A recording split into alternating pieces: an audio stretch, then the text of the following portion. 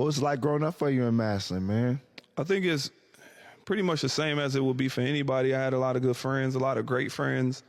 Us just trying to find out who we are, you know, from doing nature-related stuff, riding the bike, seeing who could pop a wheelie the longest down the street. Yeah. To finding you know what? The berry bushes don't exist no more, because I remember us stopping, getting blackberries and picking those getting into some trouble as well, throwing rocks and, you know, just a lot. I think pretty much anybody's childhood to some degree, playing our video games, going on missions to see what girls we can hook up with. Yeah. You know, missions. Yeah, missions.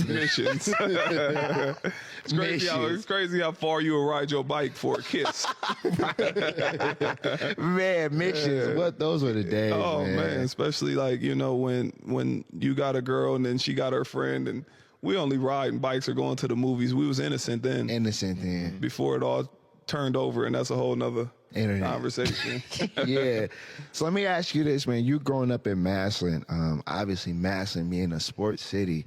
What was it like being a citizen? Did you play sports yourself? Like, I know it's a whole different culture in Massillon as far as sports. What was that like experiencing that as well? I mean, I played basketball, so as you know about Massillon, football is what they truly care about. Mm-hmm. I played basketball my whole life, but I say I had all the opportunities to do well within it. We had the rec center, we had the Boys and Girls Club, we had all these areas of where I grew up, and I had access to doing anything that I wanted to do with it. So, I mean, it was fun. Yeah, I had great friends. It was fun all the way around the board, just playing basketball. That was always my first love. That's what's up, man. Who were your favorite hoopers growing up? It was always my family, like my brother. His name is Michael Massey, my uncle Lonnie. I mean, it was always people that I knew. I loved the NBA players as well, but I always was down to earth. Like, they're not at my they're not at my birthday party. The local, the hometown heroes. Like right. I was always like, they're not at my birthday party. But ultimately, I love the NBA players, but I favored more the people I actually knew.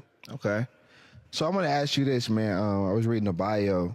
You started mentoring others while you were still a child. At what point did you realize you needed guidance yourself? I always had it. So this is one thing oh my God, I'm glad you asked that question. I'm so thankful. I'm so thankful for the community that surrounded me. Yeah. Like, cause I had people around me that always protected me, and I didn't realize it until I got older, because I was in, we can call a drug house. And I remember going in there and all the dealers would actually put the weed out because I was walking in. It's like they seen something in me that they didn't see in themselves. So I had protection from people that was selling drugs, never allowed me to sell drugs. They're like, you're not doing it. Same, bro. You know, period. Yeah. So you ain't doing that. The people that was fighters always was in the backyard teaching me how to fight and defending anything to ensure that I was safe. The people that was, the killers didn't allow me to get in the streets. The drug dealers didn't allow me to sell any drugs. And they were aware when anything was about to pop off to remove how to get me up out of there. But then on the business side, I also had like Mark Bigsby and Ramir Martin. And shout out Mark Bigsby. Yeah, all these people that I got with him when I was young. And I learned about photography, learned about studio, learned about recording. Then Ramir taught me about one-sheeters and business. And the list goes on and on. I had a whole community. Then I could talk about my mother and my father and my uncles and my cousins. So, I always had guidance. Plus, I was always intuitive. I asked a lot of questions. Yeah. I was always, why is this and why is that? And nobody ever tried to shut me down. They would actually answer the question. So I was one of those lucky people that when they say a village raised a child, I was that child that got raised by my village. That led me to my next question. Was there a specific moment or person that made you believe you were meant for something greater? It was something, my father always taught me a lot. I wouldn't say it was a specific moment. I was just ingrained with a bad attitude. And one thing a poor attitude does is it make you very decisive. Because when you get so hot, you don't care about nothing. At all. Like you so laser focused. And my bad attitude came from feeling like nobody loved me. So I'm like, if nobody loved me, then, ironically, I realized later the village raised me. But at that time, I felt like nobody cared about me.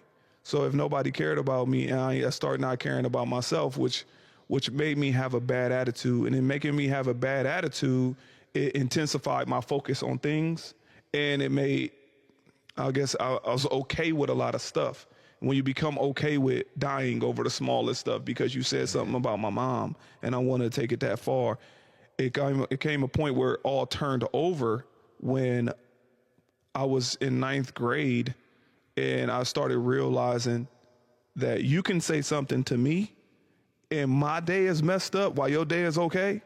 That didn't make any sense to me. Like, nah. Like I couldn't rationalize that. Therefore, I had to fix my attitude. And once that started happening, everything changed in my life.